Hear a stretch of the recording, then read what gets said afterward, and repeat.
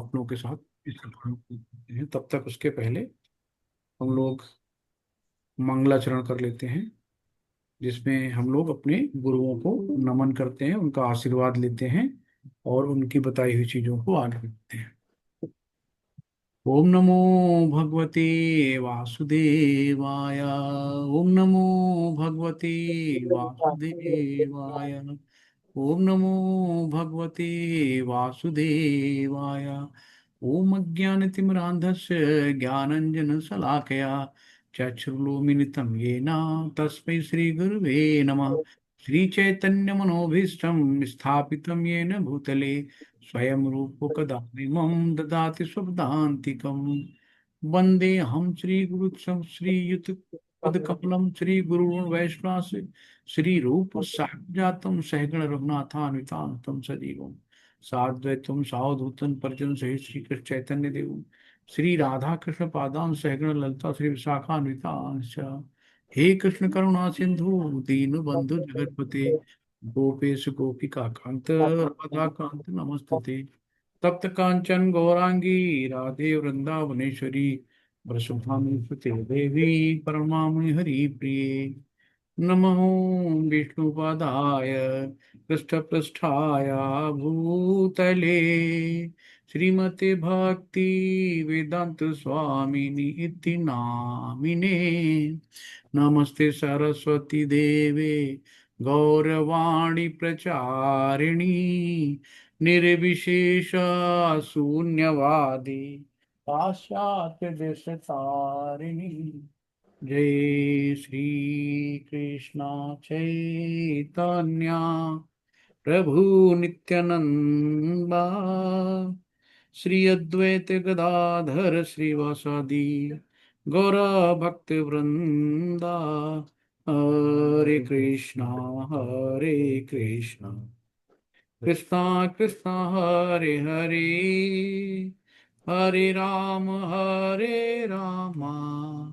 राम राम हरे हरे। हरे कृष्णा कृष्णा कृष्णा हरे हरे हरे राम राम राम हरे हरे। हरे कृष्णा कृष्णा कृष्णा हरे राम राम राम हरे हरे। हरे कृष्णा। सभी को दंड प्रणाम। हरे कृष्णा। तो आज हमारा अध्याय सेकंड है, जिसका है सारांश, गीता का सारांश।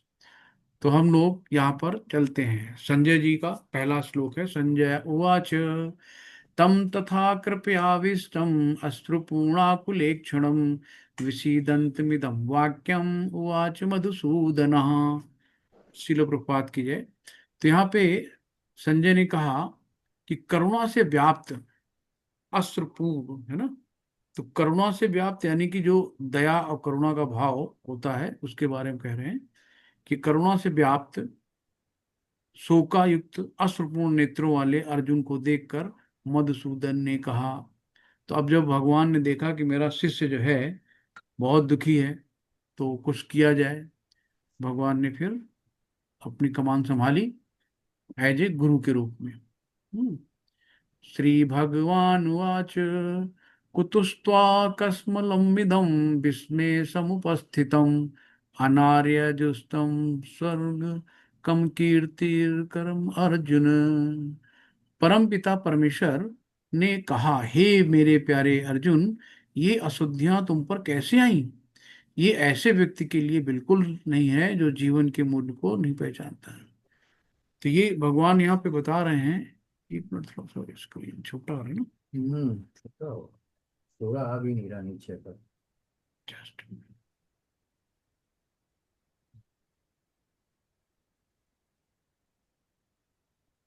जी नमस्ते। नमस्ते। 1 घंटा लगेगा। 1 घंटा लगेगा। 2 घंटे लगाइए। 1 मिनट जरा स्क्रीन सही कर लें, बहुत सारी गड़बड़ हो रही है। यहाँ पे भगवान ने कहा कि मेरे प्यारे अर्जुन, ये अशुद्धियां तुम पर कैसे आई? वे ऐसे व्यक्ति के लिए बिल्कुल नहीं है जो जीवन के मूल्य को जानता है। वे उच्च ग्रहों की ओर नहीं बल्कि बदनामी को ओर ले जाता है। देखो यहाँ पे भगवान समझा रहे हैं कि जिसका जो मेन कर्तव्य है वो अपने कर्तव्य से विमुख ना हो। अपना, जैसे अर्जुन का कर्तव्य है छत्री, और छत्री का काम क्या है? युद्ध करना। अब ऐसे छत्री युद्ध भूमि में जाके अपने अस्त्र शस्त्र किनारे रख देगा, और उसको दया मया आने लगेगी कि यार मैं इतना कैसे खून बहाऊंगा लोगों का, कैसे ये जब उनको कितनी दर्द होगी, ये दया करने लगेगा, तो छत्री का काम लड़ना, तो लड़ाई नहीं कर पाएगा ना। तो जिसका जो काम है, भगवान वही समझा रहे हैं कि अपने काम को करो विधिवत, जो भी गए। भगवान ने कभी नहीं कहा कि आप सारे काम छोड़ के सिर्फ जो है मेरी पूजा करो। भगवान ने कहा अपने कर्मों, नियत कर्मों को करते हुए मेरा ध्यान करो। हम्म? तो फिर जब अर्जुन को भगवान ने समझाया, तो अर्जुन ने, जब कभी किसी के कुछ समझ में नहीं आता ना, तो क्या कहते हैं, भैया अब आप ही बताओ, मेरा तो दिमाग काम नहीं कर रहा है ना। तो यहाँ अर्जुन ने पूर्ण रूप से भगवान को शरणागति अपनी दे दी, भगवान के शरणागत हो गए, और सरेंडर करके बैठ गए भगवान से हाथ जोड़ के। कहा कार्पण्य दोषो उपहत स्वभाव प्रक्षामि त्वाम धर्म सम्मूढ़ चेता, यश्रेयस्या निश्चितं ब्रूहि तन्मे, शिष्यस्ते हम साधि मान त्वाम प्रपन्नम। तो अब यहाँ पे अर्जुन कह रहे हैं, क्या कह रहे हैं, कि अब मैं अपनी कृपल दुर्बलता के कारण, है ना, कृपल यानी किसको कंजूस भी कहते हैं, या उसके अंदर शब्द नहीं है कि मेरे पास ज्ञान नहीं है, मैं दुर्बल हूँ, है ना, अपनी कृपल दुर्बलता के कारण अपना कर्तव्य भूल गया, कि मेरा कर्तव्य क्या है मुझे नहीं पता, सारा धैर्य खो चुका हूँ। ऐसी अवस्था में मैं आपसे पूछ रहा हूँ कि जो मेरे लिए श्रेयस्कर हो उसे निश्चित रूप से बताएं। श्रेयस्कर एक होता है ना श्रेष्ठ कर, और उससे ऊपर होता है श्रेयस्कर। कि जब आप भगवान पे सब छोड़ देते हैं ना, कहते, हम लोग आरती तो करते हैं, कोई तेरा तुझको अर्पण क्या लागे मेरा, लेकिन अर्पण भी तो करो ना भगवान को, उसी तरीके से पूर्ण रूप से सरेंडर। जैसे बच्चा नहीं होता है, पापा अब आप जानो, मुझे नहीं पता पापा क्या करना है ना, तो फिर पापा करते हैं अपने हिसाब से। बच्चा कहता भैया मुझे नहीं पापा, आगे बताओ आप क्या करना है। तो वैसे जब हम पूर्ण रूप से भगवान पे सरेंडर हो जाते हैं, कि अब भगवान जो मेरे लिए उचित हो, है ना, हमें भगवान से मांगना नहीं है कि भगवान ये कर दो, भगवान को राय नहीं देनी कि भगवान आप ऐसा कर दो, भगवान को बुद्धि नहीं बता, हम दे सकते हैं। तो हम भगवान से क्या कहते हैं, कि जो मेरे लिए श्रेयस्कर हो, जो मेरे लिए उचित हो भगवान, वो मुझे बताएं, मेरा मार्गदर्शन करें।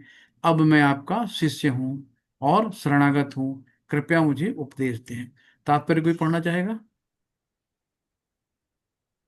हरे कृष्णा। तात्पर्य कोई पढ़ना चाहे तो पढ़ ले।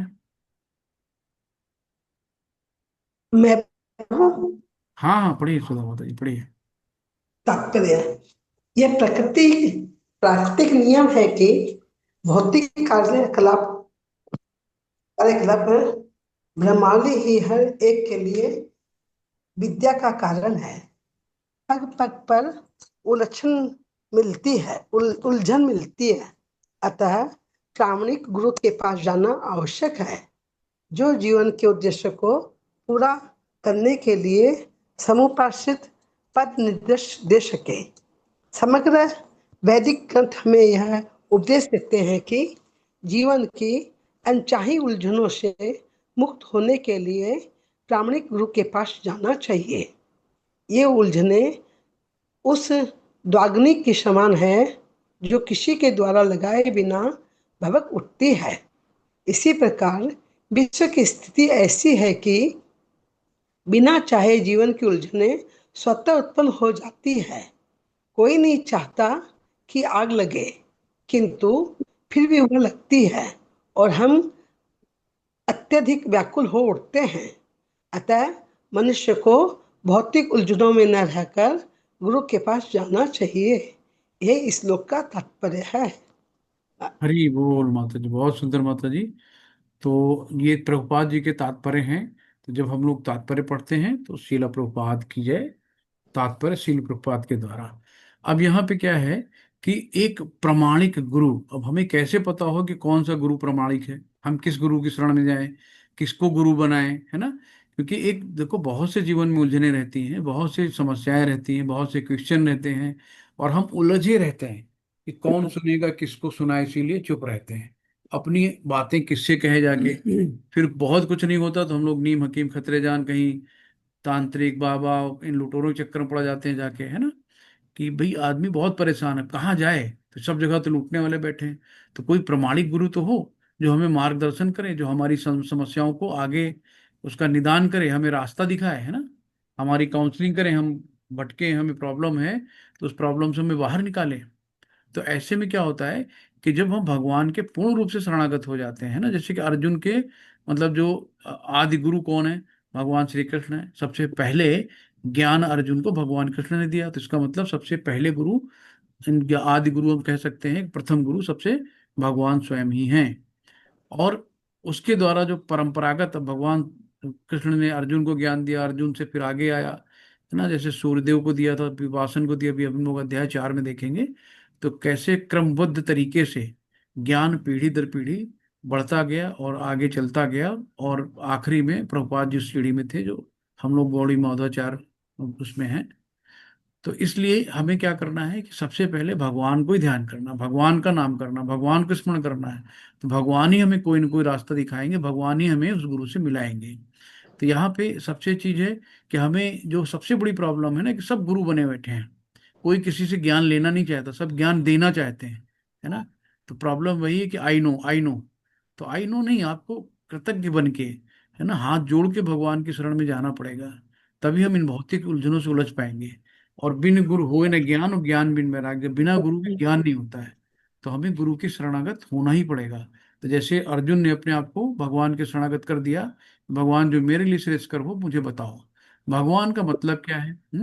भगवान क्या होता है? भगवान जिसके अंदर 6 ऐश्वर्य होते हैं, यानी कि समस्त ऐश्वर्य, समस्त, इसमें नीचे लिखा ना कि ऐश्वर्यस्य समग्रस्य वीरस्य यस्य श्रेया ज्ञान वैराग्यस्य वैष्णव भग इतरा।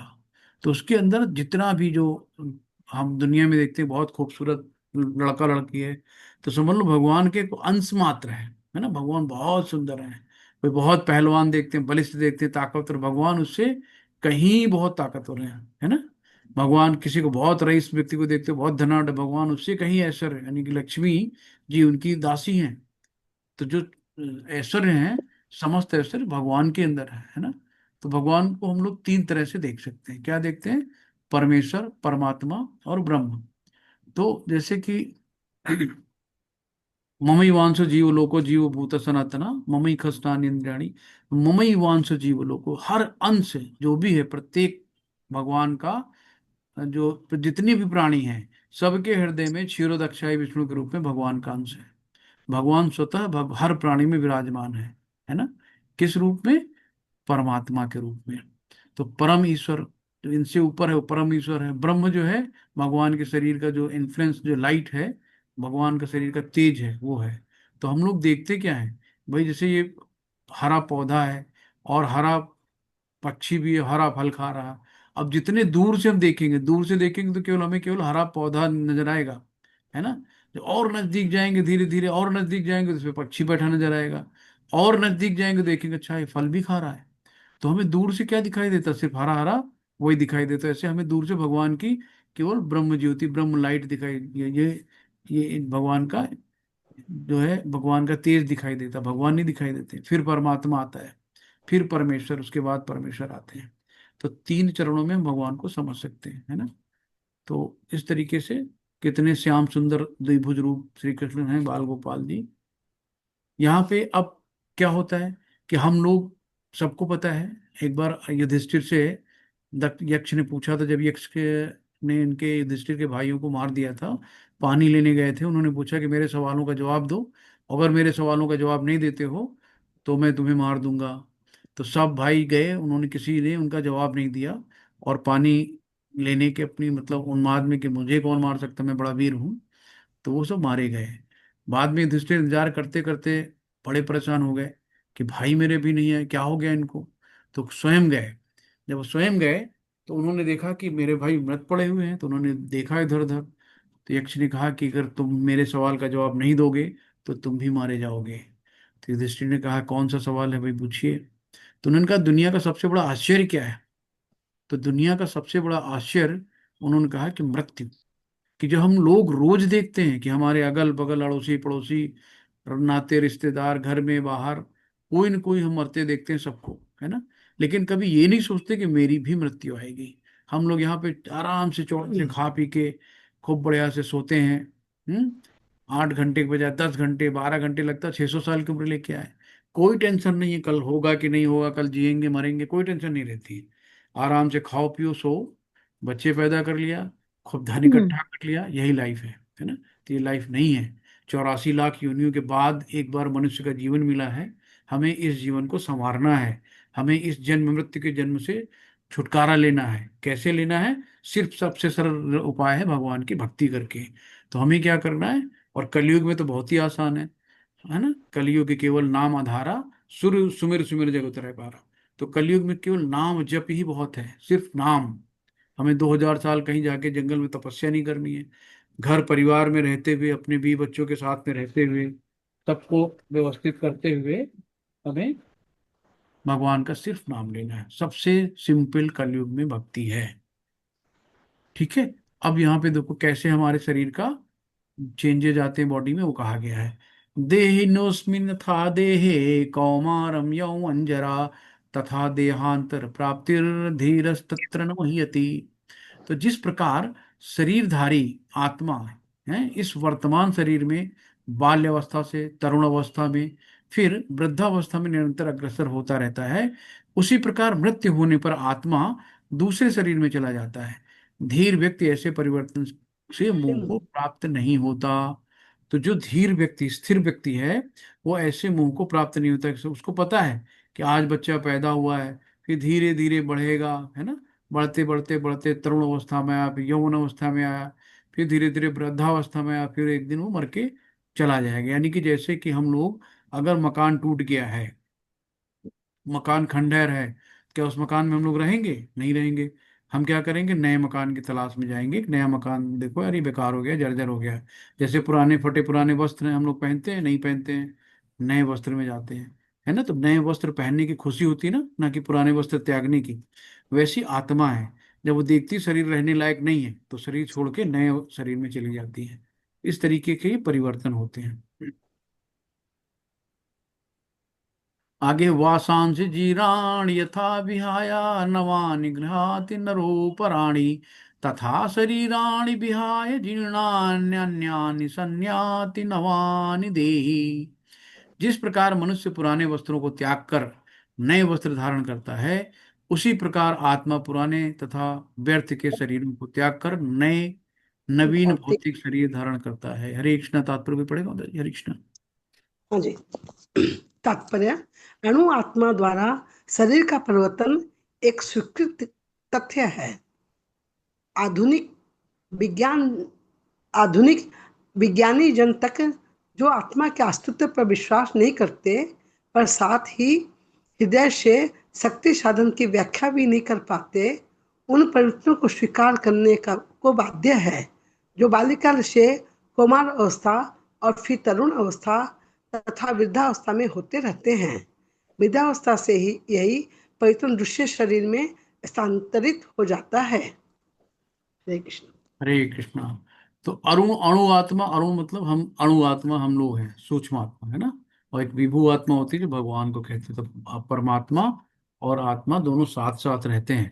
तो ये परिवर्तन क्या है कि ये परिवर्तन जो है हमें स्वीकार करना चाहिए। हम कभी नहीं स्वीकार करते कि मैं बुढ़ा हूंगा, मुझे कभी मृत्यु भी आएगी, है ना। हम अपने आप को हमेशा सोचते कि हम जवान हैं।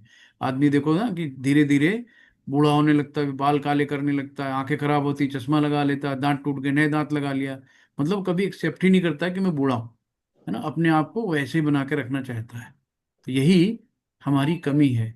तो हमें जीवन के इन परिवर्तनों को एक्सेप्ट करना है, और धीरे धीरे हमें इस चीज को जानना है कि हम यहाँ पे आए हैं किस लिए? भगवान की भक्ति करने के लिए। भक्ति करके ही निकलना है। क्योंकि हर जन्म में भाई कौन ऐस नहीं करता है ना? सुअर 14 बच्चे पैदा कर लेता है एक बार में, उससे बड़ा कौन ऐस होगा? आराम से जिस नाली में रहता है ना, उसको सबसे बड़ा 5 स्टार होटल वही लगता है। खूब अच्छे से खाता पीता है, सोता है आराम से। एक बार इंद्र को सुअर का जन्म मिल गया। तो नारद मुनि टहल रहे थे, तो नारद मुनि ने देखा, रे ये तो इंद्र है, इसको कहाँ का कौन सा पाप का ये जन्म मिल गया, इसको सुअर का जन्म मिल गया। तो उन्होंने कहा चलो तुम्हारा वक्त पूरा हो गया। तो बोला नहीं नहीं, मैं यहीं सुखी हूँ। तो जो भी जानवर है, इंसान है, जिस भाव में है, कभी मरना नहीं चाहता है। हमेशा उसी में, बस उसी में बुढ़ा है, भले ही वो 90 साल का, 100 साल का हो, उससे कभी नहीं चाहेगा कि हम मरे। क्योंकि बस डॉक्टर को दिखाओ, कुछ और अच्छे डॉक्टर को दिखाओ, कहीं और ले चलो, कहीं और अच्छा इलाज कराओ, है ना। तो कभी भी अपने इतना उसको आसक्ति होती है अपने शरीर से। तो हमें अपने शरीर को नहीं, हम शरीर नहीं, हम आत्मा है ना। आत्मा कभी मरती नहीं है। जन्मों जन्मों से आत्मा सेम है, क्योंकि आत्मा आध्यात्मिक है, भगवान का अंश है, वो कभी खत्म नहीं होता है। और ये शरीर बदलता रहता है ना। हमें इस बात को हमेशा याद रखना है। नैनम छिन्दन्ति शस्त्राणि, नैनम दहति पावकः, न चैवं क्लियते अन्त्यापो, न सोष्यति मारुतः। ये आत्मा ना तो कभी किसी शस्त्र द्वारा खंड खंड किया जा सकता है, न अग्नि द्वारा जलाया जा सकता है, न जल द्वारा भिगोया जा सकता है, या वायु द्वारा सुखाया जा सकता है ना। तो आत्मा अजर अमर अविनाशी है, इसका कभी अंत नहीं होता है ना। जैसे लाइट है, एनर्जी है, ऊर्जा है, तो ऊर्जा को ना उत्पन्न किया जा सकता है, ना ही उसको नष्ट किया जा सकता है। तो आत्मा भी ऊर्जा समान है ना। तो ये क्या है, इसको कभी न काटा, कोई भी किसी भी शस्त्र से आप काट नहीं सकते हो, किसी भी अग्नि में सुखाई नहीं जा सकती है ना। किसी भी वायु के द्वारा सुखाया नहीं जा सकता, जल के द्वारा उसको भिगोया नहीं जा सकता, और अग्नि के द्वारा जलाया नहीं जा सकता, है ना। आत्मा अपरिवर्तनशील है। अवापि अवाच्यवादांश बहून् वदिष्यन्ति तवाहिता, निन्दन्तस्तो सामर्थ्य ततो दुःखतरं नु किम्। तुम्हारे सब तुम्हारे अनेक प्रकार के कटु शब्दों से तुम्हारा वर्णन करेंगे, और तुम्हारी सामर्थ्य का उपहास करेंगे। तुम्हारे लिए इससे दुखदाई और क्या हो सकता है। भगवान अर्जुन से कह रहे हैं कि अर्जुन, तुम क्षत्रिय हो, तुम्हारा कर्तव्य है युद्ध करना। अब जब तुम युद्ध नहीं करोगे, तो तुम्हारे क्या कहेंगे, "ए, देखो डरपोक कहीं का, भाग गया डर के, है ना, हिम्मत नहीं थी इसकी लड़ने की।" तो अनेक प्रकार के कटु शब्दों से तुम्हारा वर्णन करेंगे, और तुम्हारी सामर्थ्य का उपहास करेंगे, कहेंगे इसके अंदर ताकत ही नहीं थी, चला था बहुत बड़ा वीरवान बनने, लड़ाई करने, वहां इतनी भारी सेना देखी, बस हाथ पैर खड़े करके भाग गया वहां से। तो भगवान समझाते हैं अर्जुन को कि इससे दुखदाई और क्या हो सकता है, कि एक क्षत्रिय को कोई कायर बोले, इससे ज्यादा दुखदाई क्या हो सकता है। हम्म? हतो व प्राप्स्यसि स्वर्गं जित्वा, व भोक्ष्यसि महीम्, तस्मात् उत्तिष्ठ कौन्तेय, युद्धाय कृतनिश्चयः। हे कुंती पुत्र, तुम यदि युद्ध में मारे जाओगे, तो स्वर्ग प्राप्त करोगे। अब भगवान कहते हैं, कुंती पुत्र कौन, अर्जुन, कि भगवान अर्जुन से कह रहे हैं कि यार, तुम्हारे हाथ, दोनों हाथों में लड्डू है। अगर तुम मर भी गए, तो सीधे सीधे स्वर्ग जाओगे, और यदि तुम जीत जाओगे, तो पृथ्वी के साम्राज्य का भोग करोगे। हैं, जीत गए, सम्राट, पूरा जितना पृथ्वी का पूरा साम्राज्य है, तो एक सम्राट राजा बन जाओगे तुम। तो तुम्हारे हाथ में, दोनों हाथ में लड्डू होता, दृढ़ संकल्प करके खड़े हो और युद्ध करो। तो उन्होंने कहा तुम्हारी किसी भी तरीके से कोई हानि नहीं है, अगर हारे तो भी स्वर्ग गए, और नहीं हारे तो साम्राज्य मिलेगा पूरा। नेहा विक्रमणासो अस्ति, प्रत्यवासो न विद्यते, स्वल्पमपस्य धर्मस्य त्रायेत महतो भयात्। इस प्रयास में ना तो हानि होती है, और ना ही हास, अपितु इस पथ पर की गई अल्प प्रगति भी महान भय से रक्षा करती है ना। तो भगवान कहते हैं कि आप इस प्रयास में आपका कोई नुकसान नहीं है, कोई हास नहीं, कोई घाटे का सौदा नहीं है। लेकिन इस पथ पर प्रगति की गई अल्प प्रगति भी महान भय से रक्षा करती है। अब देखो भाई, भगवान यहाँ पे हनुमान जी को दिखाया गया, तो हनुमान जी को जब गुस्सा आई, तो उन्होंने गुस्सा को क्या करा, भगवान की सेवा में लगा दिया। यानी कि उन्होंने क्या करा, कि उन भाई लंका में पूरी आग लगा दी, मतलब दुश्मन के घर को ही जला डाला। तो उसका गुस्सा का भी सदुपयोग उन्होंने क्या करा, अपने भगवान की सेवा में किया। ठीक है। तो हमें क्या करना है, इसमें कोई नुकसान नहीं है, जो भी चीजें हैं। अब यहाँ पे देखो, हम छोटे छोटे संस्कार देते हैं अपने बच्चों को ना। जब हम लोग घर पे मंदिर में पूजा करते हैं, तो बेटा जरा लोटा ले आओ, बेटा जरा घंटी ले आओ उधर से, अच्छा तो 2 फूल बेटा उठा लाओ उधर से, प्रसाद के लिए फल ले आओ। तो क्या होते हैं ना, हम लोग छोटी छोटी चीजें बच्चों से कह कह के बच्चों को संस्कार देते रहते हैं। तो धीरे धीरे यही होता है। हमें क्या करना है, अपने बच्चों को भगवान के बारे में बताना है। आजकल के बच्चों को पता नहीं कि भगवान कौन होता है, भगवान क्या करता है। किसी को कुछ नहीं पता, माँ बाप को नहीं पता तो बच्चों को कहाँ से पता होगा। तो हमें क्या करना है कि जो भी चीजें लुप्त हो रही हैं उनको फिर से जागृत करना है, और अपने बच्चों को कहानियां बतानी। पहले बाबा दादी लोग के साथ बच्चे लेटे रहते थे और बाबा दादी को बढ़िया बढ़िया कहानी सुनाते रहते थे, है ना। तो जो उनके दिमाग में अच्छी चीज जाती थी। अब क्या हो गया, मोबाइल आ गया, एक तरफ मम्मी मोबाइल ले लेटी, एक तरफ पापा, एक तरफ बच्चे, कोई मतलब ही नहीं, एक परिवार में सब अलग अलग है। तो कौन किसको संस्कार देगा। और अगर किसी ने बात भी कर दी तो एकदम जैसे काटने को दौड़ते हैं, किसी से बात ना करो, किसी से कोई काम कह दे, एक गिलास बेटा पानी लो, जाके ले लो जाके। तो ये संस्कार सब खत्म होते जा रहे हैं, क्योंकि परिवार खत्म होता जा रहा है ना। पहले दादी चाचा नाना फूफा बुआ सारे लोग एक परिवार के अंदर ही रहते थे, और बच्चे कब पल जाते थे पता नहीं चलता था। अब फैमिली छोटी होती जा रही है, तो इन छोटी फैमिलियों में चिड़चिड़ापन गुस्सा गर्मी सब बहुत भर गया है। तो इनको सबको कैसे खत्म करेंगे, आध्यात्मिक ज्ञान लेके, है ना। गीता का ज्ञान लेके, गीता पढ़ के, गीता समझ के। तो जैसे नहा लिया शरीर में, शरीर साफ हो गया, है ना। घर पे झाड़ू पोछा लगा लिया, घर साफ हो गया। लेकिन दिमाग के अंदर का कूड़ा कौन बीन देगा। ये आध्यात्मिक पुस्तकें, आध्यात्मिक ज्ञान, ये हमारे दिमाग का कूड़ा बीनेंगी। अब यहाँ पे देखो, व्यवसात्मिका बुद्धिर केवल, व्यवसात्मिका बुद्धिर के कुरुनंदन बहुशाखा हन्नताश्च बुद्धयो सव्यवसायी नाम। जो इस मार्ग पर चलते हैं वे प्रयोजन में दृढ़ रहते हैं, मतलब उनका लक्ष्य एक होता है ना, गोल, कि हमें करना क्या है। जैसे अर्जुन को सिर्फ आंख दिखी थी और बाकी सबको आंख नहीं दिखी थी, और उनका लक्ष्य भी एक होता है। हे कुरुनंदन, जो दृढ़ प्रतिज्ञ नहीं है उनकी बुद्धि अनेक शाखाओं में विभक्त हो जाती है। जब हम किसी काम में, एक हमारा गोल डिसाइड है कि हमें ये काम करना है या हमें यहाँ जाना है, तो हमारा अगर लक्ष्य है तो हम उसकी तरफ कूच कर लेंगे। लेकिन जब हमारा कोई लक्ष्य ही नहीं है, टारगेट ही नहीं है कि हमें करना क्या है ना, तो हम हैकजर्ड मैनर में चले जाते हैं, जैसे हमारा अभी कोई लक्ष्य नहीं है ना। लेकिन जब हम इस भक्ति में आते हैं तो हमारा लक्ष्य क्या होता है, ईश्वर प्राप्ति, कि कैसे हम अपने कान्हा को खुश करें, कैसे हम अपने कन्हैया को रिझाएं, कैसे हम अपने कन्हैया को प्राप्त करें। तो हमारा एक लक्ष्य होता है, तो हम उस तरफ बढ़ते हैं, और उस तरफ यानी कि फिर भक्ति करते हैं, दृढ़ प्रतिज्ञ होके कि सुबह उठना है, मंगला आरती करनी है, भगवान की सेवा करनी है, भगवान को भोग लगा के ही खाना खाना है ना। हमें 16 माला करनी है, माला नाम जप करना भगवान का, हरे कृष्णा कृष्णा कृष्णा हरे हरे, हरे राम राम राम हरे हरे। तो ये जप करना है। तो जब हमें पता तो चले कि हमारा गोल क्या है, हमारा, हम यहाँ दुनिया में आए क्यों हैं, हमारा लक्ष्य क्या है। हमें भगवान ने ऐसे तो टपका नहीं दिया, 84 लाख योनियों में बड़े भाग्य से मनुष्य का जन्म मिला है। और ये इतना भाग्यशाली जो जीवन मिला है, इसके बारे में हमें पता ही नहीं, है ना। भाई जीवन कितना है, 65 70 साल। अब मान लो 40 45 50 55 जो भी जिस एज में होगा उतना माइनस कर लो, बचा कितना, 10 15 साल उम्र बची है। और इस 10 15 साल को में कैसे बिताना है, हमें कोई ना कोई तो प्रयोजन, कोई ना कोई तो गोल है, कोई ना कोई तो अपना लक्ष्य बना के चलना है ना, कि हमें क्या करना है। जो बचा है उसको तो संवार लो, बाकी जो खर्च हो गया लाइफ, वो तो लौट के आनी नहीं है।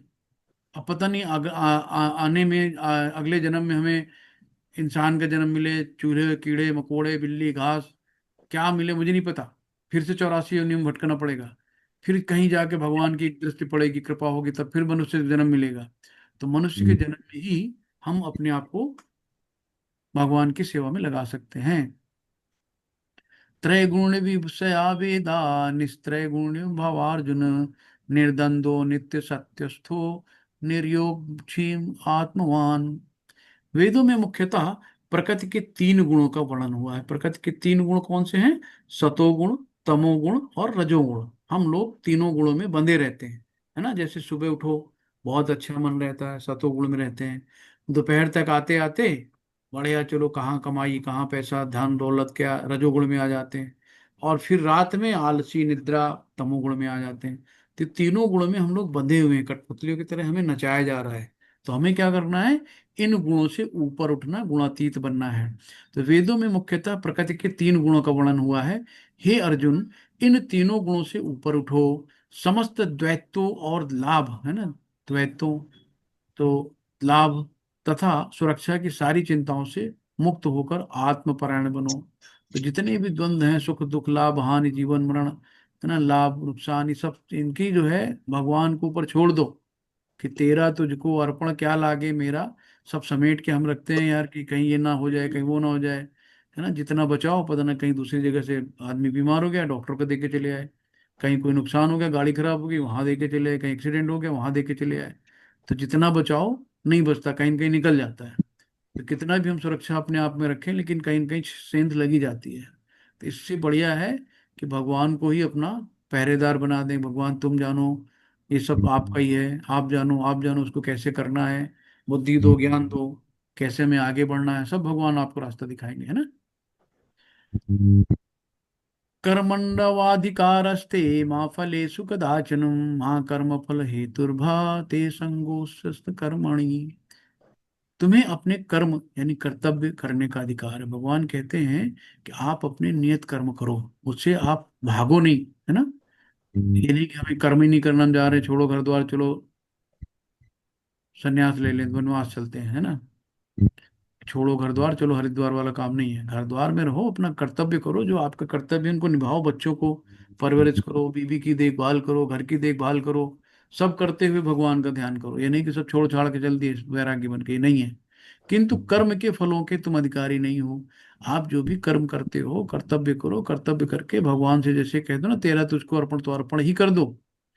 अधिकारी नहीं हो तुम, ना तो कभी अपने आप को अपने कर्मों के फलों का कारण मानो, और ना ही कर्म करने में कभी आसक्त हो।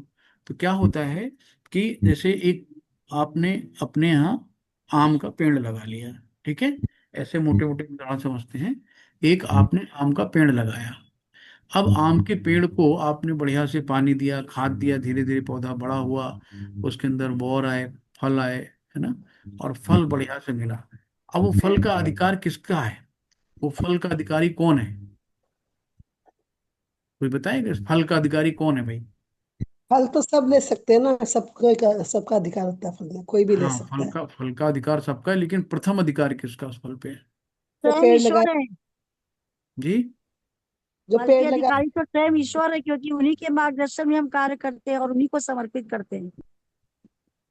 कैसे माता जी। कोई भी कार्य हम करते हैं तो ईश्वर की प्रेरणा से ही करते हैं। माता जी तो बहुत बड़ी बड़ी बातें हो गई, हम तो बहुत छोटी बुद्धि वाले हैं, साधारण भाषा में नहीं, बताओ ना माता जी। मैंने अनुभूति के आधार पर बताया, बोला। हाँ, तो मतलब इस वजह से हमने एक छोटा सा उदाहरण दिया। एक आम का पेड़ आपने लगाया, सींचा, बोया, पानी दिया, खाद पानी उसको बढ़िया से बड़ा किया, सूखने नहीं दिया उसको, है ना, उसकी सेवा जी, की, उस पे फल लगे, तो फल पे पहला अधिकार किसका है। जो पेड़ लगाए उसी का होगा ना। हाँ बिल्कुल सही बात, मेहनत किया तो खाएगा ही ना। और कोई बताएगा। कभी कभी जो पेड़ लगाते हैं वो इस दुनिया में नहीं भी रहते जब तक पेड़ बड़े होते हैं फल देने के लिए। ऐसा भी होता है। हाँ हाँ, वो तो चांस की बात है। देखिए, एक्चुअली क्या है कि जो पेड़ लगाया आपने, वो पेड़ आया, उसका बीज कहाँ से आया। और ये जो प्रकृति में आप पानी कहाँ से लेके आई, मिट्टी कहाँ से लेके आई, धूप की रोशनी कहाँ से लेके आई, सब आपने तो पैदा नहीं किया ना। किसने दिया, भगवान ने दिया।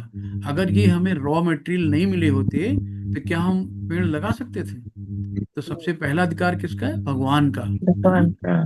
तो सबसे पहले अगर भगवान ने हमें ये सब रॉ मटेरियल नहीं दी होती, प्रकृति नहीं दिया होता, तो हम कैसे करते हैं। यही हमारी विडंबना है कि हम सबको ये देखो, मैंने अपने बेटे पे मेहनत की, मैंने संस्कार दिया, मैंने उसको डॉक्टर बनाया, मैंने उसको इंजीनियर बनाया, है ना। तो मैंने देखो इतना बढ़िया मकान बना के तैयार कर दिया, मैंने देखो इतनी सुंदर गाड़ी ली है, तो इसको मैंने किया। तो यही भगवान ये कहते हैं कि तुम अपने कर्म यानी कर्तव्य का अधिकार है, किंतु कर्म फलों का अधिकारी नहीं हो। आप अपना कर्तव्य करो, अपने बच्चों को अच्छे संस्कार दो। बच्चे को क्या बनना है क्या नहीं बनना डिसाइडेड है, वो भगवान देखेंगे। लेकिन आप अपना कर्म नियत करो तो। ऐसे तो है नहीं कि हमने आंख बंद कर लिया और मेरे हाथ कोरा अंदर चला जाएगा पेट में, भगवान चाहेंगे तो पेट में चला जाएगा। कर्म तो करना पड़ेगा, कोरा तोड़ के मुंह में तो डालना ही पड़ेगा। तो कर्म से कभी नहीं भागो, कर्म करना है, लेकिन कर्म का फल हमें भगवान को सौंपना है। तभी हम इन कर्मों के बंधन से मुक्ति पा सकते हैं। तो यही कहा गया कि प्रथम अधिकार भगवान का है। कुछ भी खाओ, कुछ भी पियो, सबसे पहले भोग लगाओ भगवान को, है ना। भगवान आपके भंडारे का है, पहले आप भगवान खाओ, फिर मैं खाता हूँ। तो जो भी चीजें घर पे, पापा जी मान लो 5 किलो फल लेके आ गए, अब बीबी बच्चे सब लोग बढ़िया फल काट काट के खा रहे हैं, बहुत बढ़िया चको चटके लगा के। पापा बेचारे किनारे बैठे हैं। तो पापा कहा, भाई क्या मतलब, हमें दिया नहीं तुम लोगों ने? तो आप कह दे रहे, पापा आप ही का पैसा है, आप ही बाजार से लाए हो, आपको क्या खिलाना, ये तो आप ही तो लाए हो, ये कोई मतलब है? अरे काट के बढ़िया पापा लाए तो उनको धुल धुला के प्यार से काट के अच्छे से प्लेट सजा के उनको भी दो, क्या प्रसन्न नहीं होंगे? तो आदमी कहता तो भगवान का ही है, भगवान को क्या खिलाना, भगवान को क्या भोग लगाना है ना? ये नहीं करना है हमें, भगवान को भोग लगाना है, भगवान को खिलाना है। श्री भगवान उवाच प्रजाहित यथा कर्मान् सर्वे पार्थ मनोगतान् आत्मन्येन आत्माना तुष्ट स्थित प्रदश्च दोच्यते। श्री भगवान ने कहा, हे पार्थ, जब मनुष्य मनोधर्म से उत्पन्न होने वाली इंद्रिय तृप्ति की समस्त कामनाओं का परित्याग कर देता है और जब इस तरह से विशुद्ध हुआ उसका मन आत्मा में संतोष प्राप्त करता है, तो वह विशुद्ध दिव्य चेतना को प्राप्त यानी स्थित प्रद कहलाता है। तो भगवान यहाँ बता रहे हैं, हे पार्थ, यानी पार्थ कौन, अर्जुन, कि जब मनुष्य मनोधर्म से उत्पन्न होने वाली इंद्रिय तृप्ति की समस्त कामनाओं का परित्याग कर देता है। अब देखो, हम लोग कामनाएं करते हैं ना, कामनाओं को तोड़ दो आप, काम ना आए। तो ऐसी चीज हम भगवान से मांगते हैं जो काम ही ना आए, कि कहते हैं भगवान हमारी कामनाएं पूरी कर दो। तो काम ना आए, जो काम ही नहीं आएंगे उनको पूरा कर, उनको मांगने से क्या मतलब भगवान से, है ना? भगवान से भगवान की भक्ति मांगो, भगवान से भगवान की सेवा मांगो। तो ये सब चीजें जो होती है ना, इंद्रिय तृप्ति वाली कामनाएं, इन सबको परित्याग कर देने से हमारी इंद्रिय शुद्ध हो जाती हैं और हमारी चेतना दिव्य बन जाती है। इस तरीके से हम स्थित प्रज्ञ में पहुंच जाते हैं, यानी कि शुद्ध मन स्थिर हो जाता, शुद्ध भाव में पहुंचते हैं। ठीक है।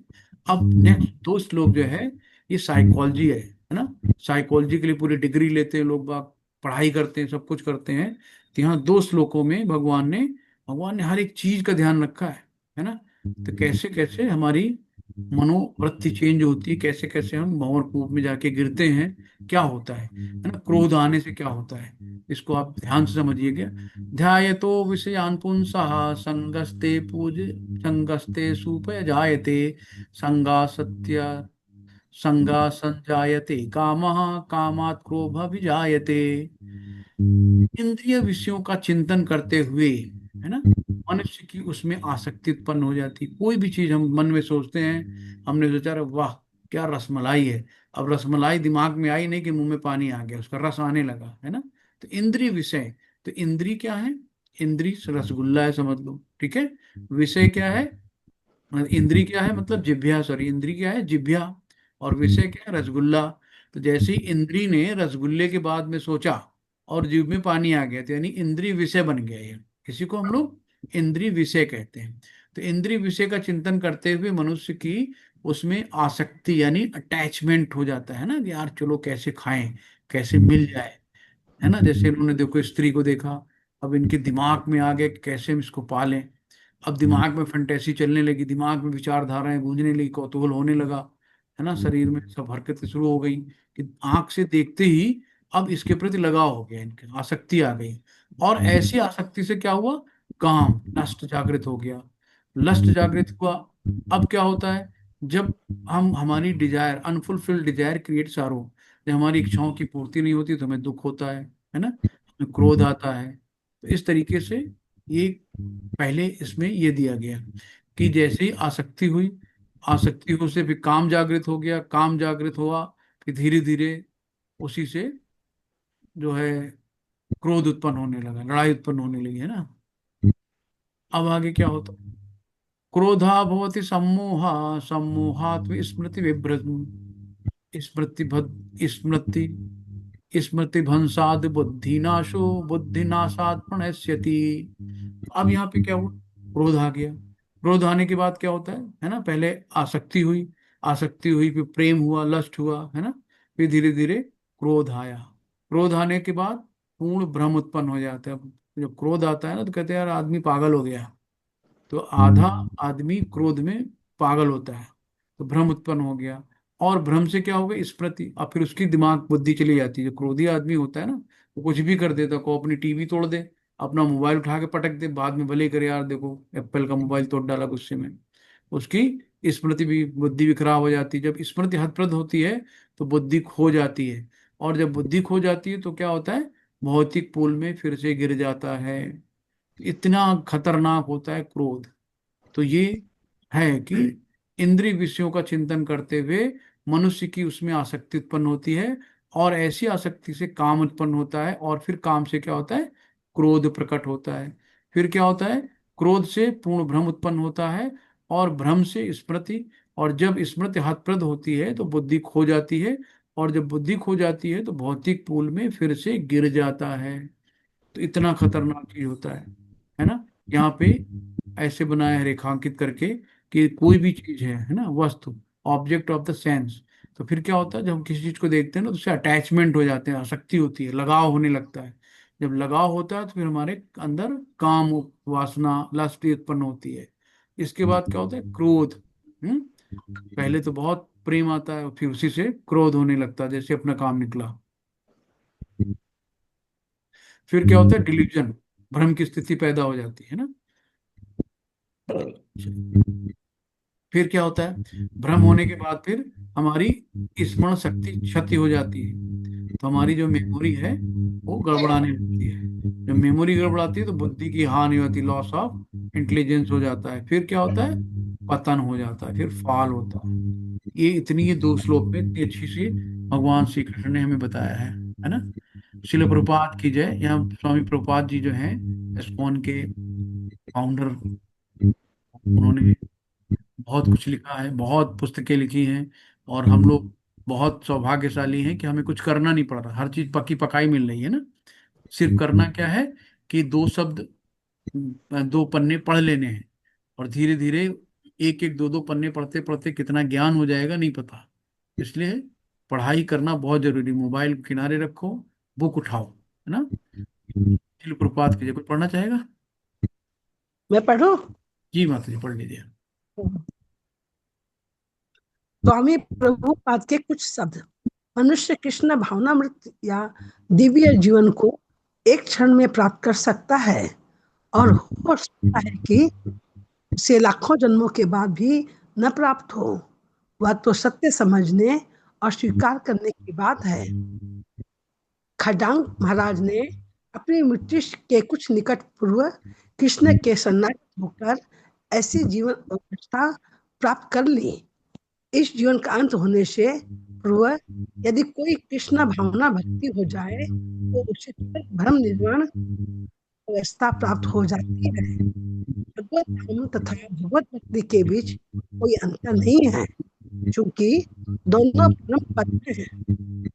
अतः भगवान की दिव्य प्रेम भक्ति में व्यस्त रहने का अर्थ है भगवत धाम को प्राप्त करना। भौतिक जगत में इंद्रिय तृप्ति विषय कार्य होते हैं, और आध्यात्मिक में कृष्ण भावनामृत विषय। इसी जीवन में ही कृष्ण भावनामृत की प्राप्ति तत्पर ब्रह्म प्राप्ति जैसी है, और जो कृष्ण भावनामृत में स्थित होता है वह निश्चित से पहले ही भगवत धाम में प्रवेश कर चुका है। भगवत गीता के प्रतिपद्य हैं योग, ज्ञान योग। इस अध्याय में ज्ञान योग की स्पष्ट व्याख्या दी हुई है, एवं भक्तियों की भी झांकी दे दी गई है। हरे कृष्णा। हरी बोल, हरी बोल माता जी। थोड़ा सा नेटवर्क आपका डिस्टर्ब लग रहा था बीच बीच में। तो यहाँ पे क्या कहा गया है, प्रभुपाद जी ने कहा है कि मनुष्य कृष्ण भावनामृत या दिव्य जीवन को एक क्षण में प्राप्त कर सकता है ना। यानी कि प्रभुपाद जी से एक बार ने पूछा कि क्या आप भगवान से हमें मिला सकते हैं, तो भगवान से मिलने में कितना टाइम लगता है, तो उन्होंने कहा कि एक क्षण, है ना। ये आप मन से एकदम, मतलब सच्चे मन से भगवान को याद करो, भगवान तुरंत आपके सामने हाजिर होंगे। एक क्षण भी लग सकता है, हजारों जीवन भी लग सकते हैं, है ना। वो आपकी और उसकी बात है, आपकी श्रद्धा की बात है। तो मनुष्य कृष्ण भावनामृत या दिव्य जीवन को एक क्षण में प्राप्त कर सकता है, और हो सकता है कि उसे लाखों जन्मों बाद भी प्राप्त ना हो, है ना। आप यांत्रिक यानी कि इंस्ट्रूमेंटल, जैसे कि अब तोते को रटा दो, चलो भाई तोता ये बोलो, हरे कृष्णा कृष्णा कृष्णा हरे हरे, हरे राम राम राम हरे, बोलता रहेगा तोता। तोते को कोई उस नाम से कोई लगाव है क्या? कृष्ण के नाम से, राम के नाम से तोते को क्या मतलब? उसको तो रटा दिया, बोल रहे हैं। वैसे हम भी लोग कर रहे हैं, बोले हरे कृष्णा हरे कृष्ण। अरे मतलब उन नाम का रस कब मिलेगा? जब आप उसमें खो जाओगे। जब आप भगवान के अंदर उन चीज को महसूस करोगे कि हाँ वाकई भगवान है। पहले तो हम यही जाने ना, भगवान के ऊपर विश्वास तो करें कि भगवान है इस दुनिया में। तो पहले पूर्ण रूप से हमारे अंदर श्रद्धा भाव डेवलप हो, भगवान के प्रति आस्था प्रकट हो। फिर धीरे धीरे भगवान के लिए हमारे अंदर प्रेम पैदा हो, फिर भगवान के लिए हमारे लिए आंखों में आंसू आए, हम उन चीज को महसूस करें। फिर आप देखो भगवान आपके प्रति पल प्रति क्षण आपको आपके साथ नजर आएंगे ना। तब आपको लगे कि भगवान चलो गुड मॉर्निंग, उठते हैं भगवान, चलो भगवान गुड नाइट, अब सोते हैं, सुबह फिर देखते हैं। आपको पता है कि पूरी वर्ल्ड में लगभग 700 करोड़ पॉपुलेशन में 10 लाख लोग रात में सो तो जाते हैं, लेकिन उनकी गुड मॉर्निंग नहीं होती है ना। हम लोग इतने सौभाग्यशाली हैं कि पूरे परिवार के साथ रात में सोते हैं और सुबह पूरे परिवार के साथ उठते हैं, और कभी भी भगवान को थैंक नहीं बोलते। धन्यवाद भगवान, अच्छे से आपने सुलाया, और सुबह हमारी अच्छी, हम परिवार के साथ में हैं। एक मिनट एक क्षण का भरोसा नहीं है, कब किसके साथ क्या है, ये हमेशा हमेशा याद रखना चाहिए। यही कहा है कि एक क्षण में भी प्राप्त कर सकते हैं और लाखों जन्म में के बाद भी प्राप्त नहीं किया जा सकता। ये तो सत्य समझने और स्वीकार करने की बात है। जो खटवांग महाराज हैं, ये इतने बलशाली थे, इतने बलशाली थे कि देवता लोगों को जब जरूरत पड़ती थी तो यहाँ से उनको बुलाया जाता था। तो खटवांग महाराज पहुंच जाते थे सीधे इंद्र के लिए लड़ाई करने के लिए। लेकिन यहाँ का जो, जैसे कि हम लोगों का 1 लाख साल बराबर ब्रह्मा जी का 1 सेकेंड। तो सोचो कितनी स्पीड में वहां लाइफ होती है। तो ये खटवांग महाराज जब वहां लड़ाई कर रहे थे तो किसी ने बताया कि वहां आपका तो पूरा खानदान खत्म हो गया, सब मृत्यु होगी सबकी, और आपकी भी मृत्यु में कुछ क्षण बाकी है। तो खटवांग महाराज तुरंत नीचे आए, और आते उन्होंने भगवान को, क्योंकि यही पृथ्वी लोक पे धरती में मनुष्य के रूप में हम लोग भगवान को भज कर सकते हैं, भजन कर सकते हैं। खटवांग महाराज ने तुरंत भगवान का नाम लिया और सीधे भगवत धाम चले गए। तो अपनी मृत्यु के कुछ मिनट पूर्ण कृष्ण के शरणागत होकर ऐसे जीवन की अवस्था प्राप्त कर ली। तो मृत्यु जब उनको पता चली होने वाली है, तो तुरंत कृष्ण के शरणागत हो गए। हरे कृष्णा कृष्णा कृष्णा हरे हरे, हरे राम राम राम हरे हरे जब करते हुए सीधे भगवत धाम चले गए। तो इस जीवन का अंत होने से पूर्व यदि कोई कृष्ण भावना भावित हो जाए तो उसे तुरंत ब्रह्म निर्वाण अवस्था प्राप्त होती है। तो भगवान जो है ब्रह्म भूति प्रसन्न आत्मन सोचति न कांक्षति। तो जो भक्त होता है, हमेशा भक्त के चेहरे पे एक मुस्कान होती है। भगवत धाम तथा भगवत भक्ति के बीच में कोई अंतर नहीं है। हम केवल भक्ति करें, भगवत धाम और भगवत भक्ति में कोई अंतर नहीं है।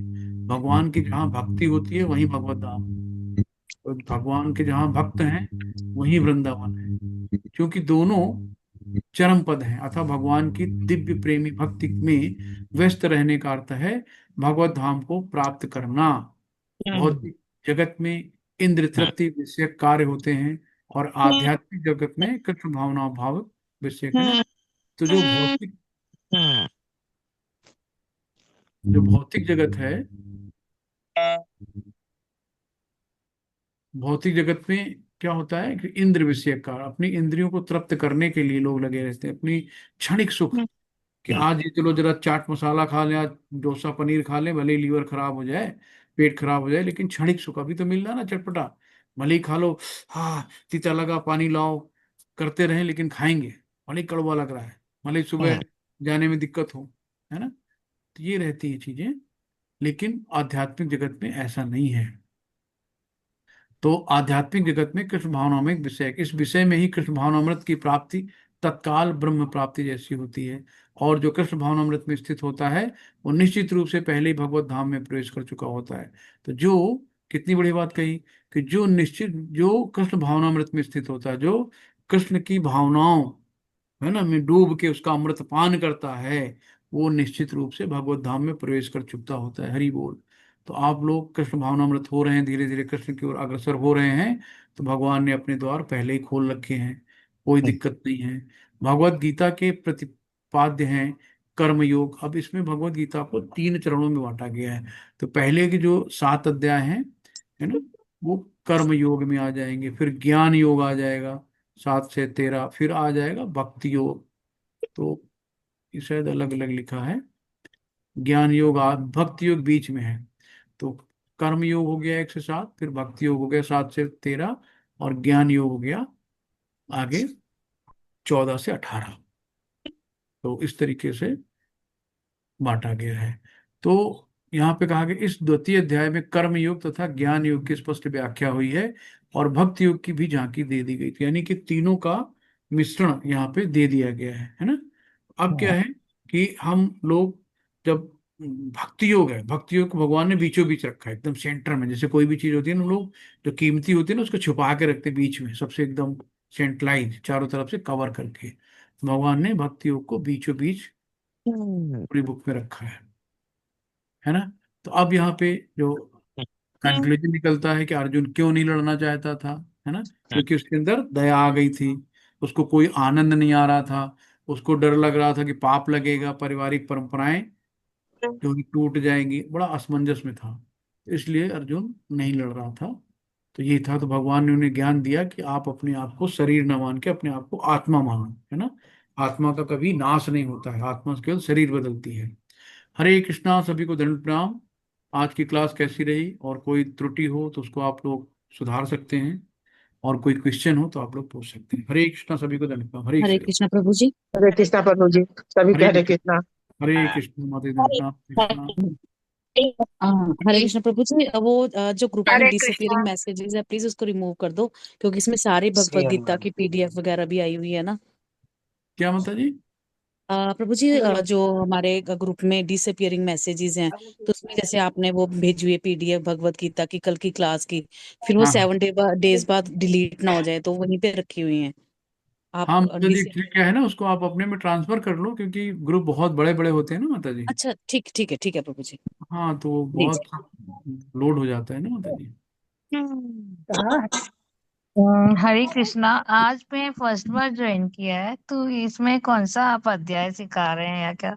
माता जी, आज सेकंड अध्याय है, आज दूसरा अध्याय है। कल पहला अध्याय हो चुका है, और जी। ग्रुप में रिकॉर्डिंग दे दी गई है। और अगर आप ओके। ग्रुप में होंगी तो फर्स्ट डे की रिकॉर्डिंग पड़ी हुई है, आज सेकंड डे की फिर हम लोग डाल देंगे। ठीक ठीक है। हरे कृष्ण। आज का प्रवचन अच्छा लगा। धन्यवाद माता जी, आज बहुत अच्छा सांख्य योग था, और धीरे धीरे और अच्छा होता जाएगा। बस आप लोग ज्वाइन रहिए। थोड़ा से 11 तारीख से 14 तारीख हम वृंदावन में रहेंगे, तो वहाँ नेटवर्क मिलता है नहीं मिलता, तो थोड़ा सा देखा जाएगा। हरे कृष्ण। प्रामाणिक प्रामाणिक गुरु के बारे में बताइए थोड़ा। प्रामाणिक गुरु क्या होते हैं?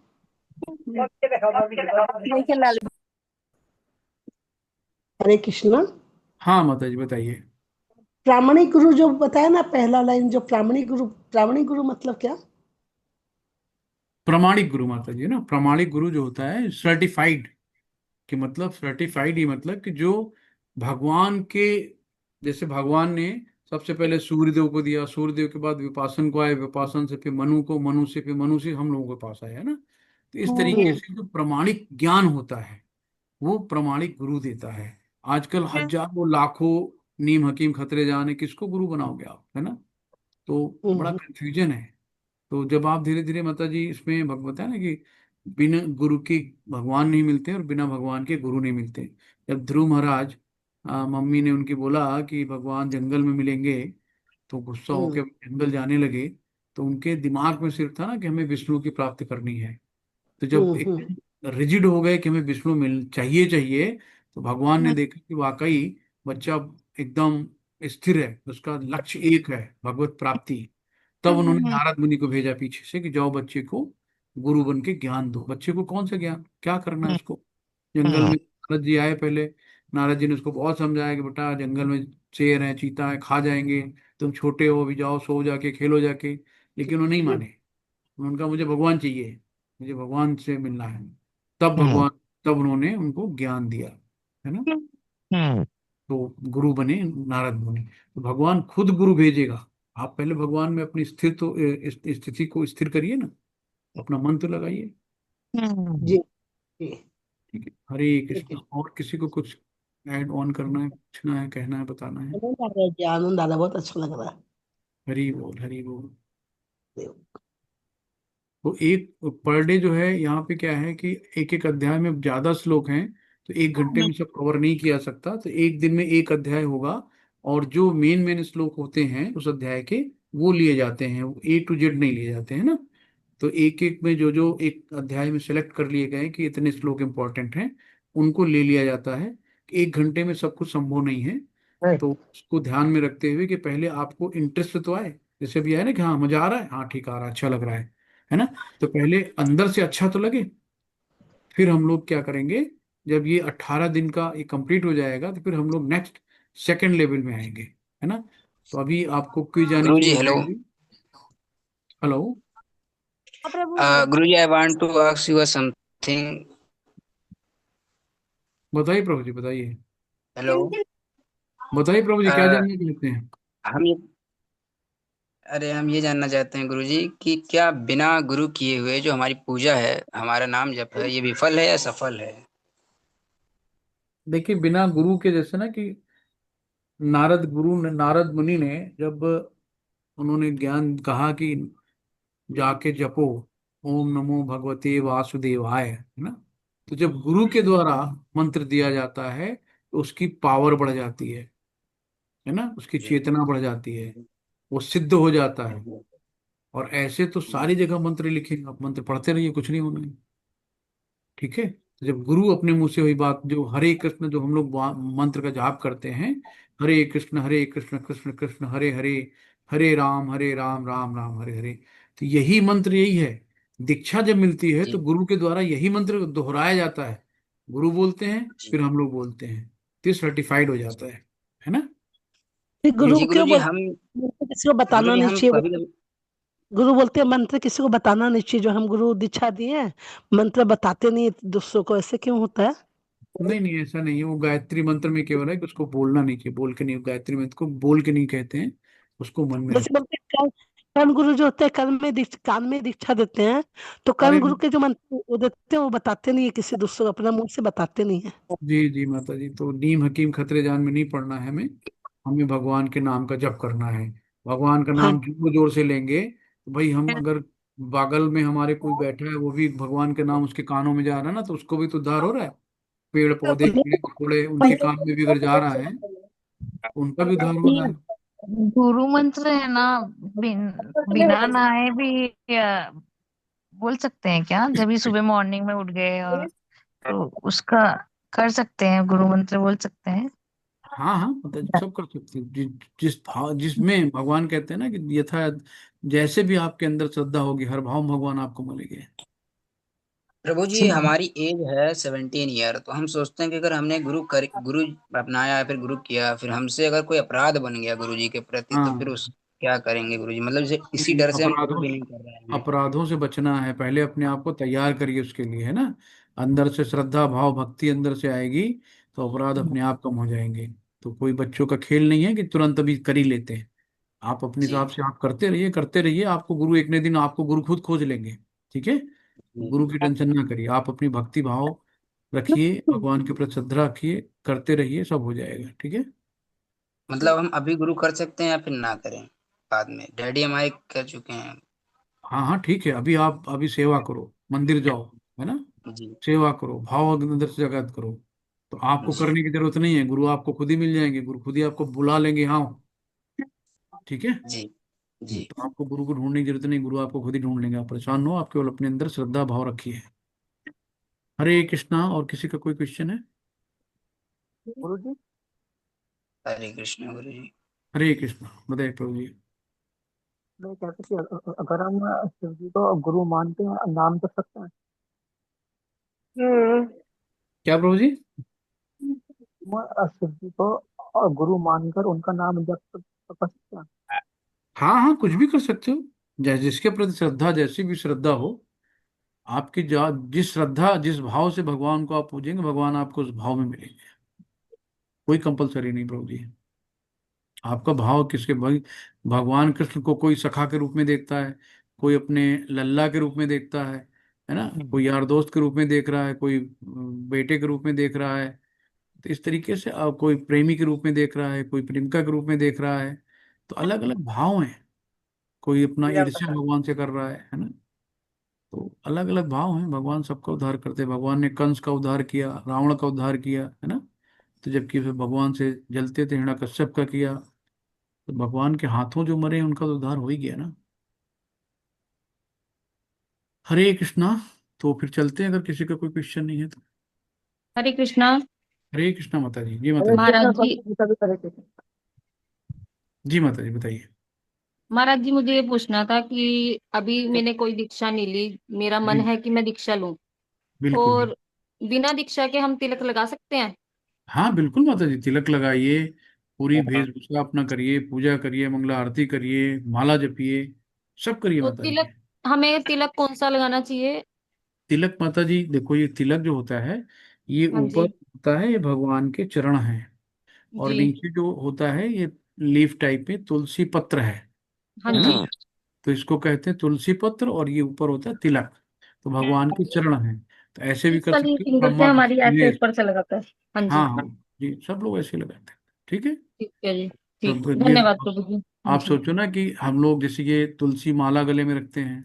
हाँ तो जी, ये ये हाँ जी है, हाँ जी। कोई भी चीज खाते हैं ना, तो बिना तुलसी के स्पर्श से नीचे नहीं जाता। या मोटे शब्दों में कह दें, नगर निगम में अगर जब कुत्ते ढूंढे जाते हैं ना, तो जो लावारिस कुत्ते होते हैं सबको बांध के ले जाते हैं।